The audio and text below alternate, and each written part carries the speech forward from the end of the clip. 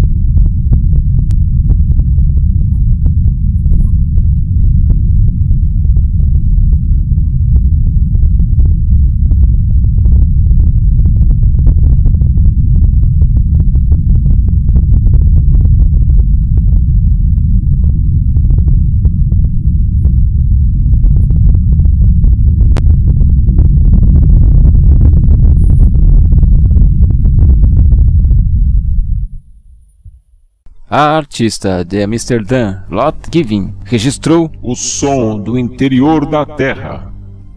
Ela foi para uma misteriosa localização, para o terceiro buraco mais profundo do mundo, que fica na Alemanha, na fronteira tcheca, conhecido como KTB Superdeep, e o buraco AD.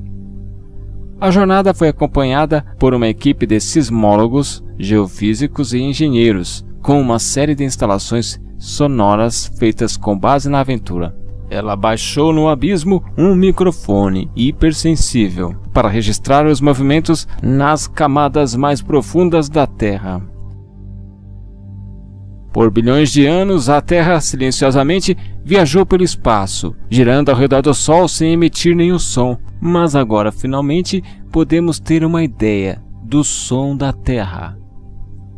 O furo desce pela litosfera em estratos geológicos onde duas massas de terra se fundiram há mais de 300 milhões de anos para formar o supercontinente Pangaea. A cerca de 9 km de profundidade, com as condições do buraco, era impossível o uso de um microfone padrão. O som da Terra compreende uma instalação de artefatos, alguns baseados na documentação de áudio e visual feita no local. Outros feitos como uma resposta poética à viagem e aos dados coletados. Um sismógrafo aumenta as gravações de áudio. A pesquisa não diz exatamente o que estamos ouvindo, mas presumivelmente são as ondas sísmicas se ajustando. Sua gravação também é acompanhada por uma série de trabalhos que incluem espuma de amortecimento, alto-falantes de baixa frequência e um sismógrafo imprimindo a gravação. Você pode ver tudo isso no site dela. Sismicamente, podemos perceber a Terra como um planeta delicado e trêmulo, enquanto sonoramente os sons de roncos baixos insinuam modos mais agitados, irritados e até mesmo sinistros.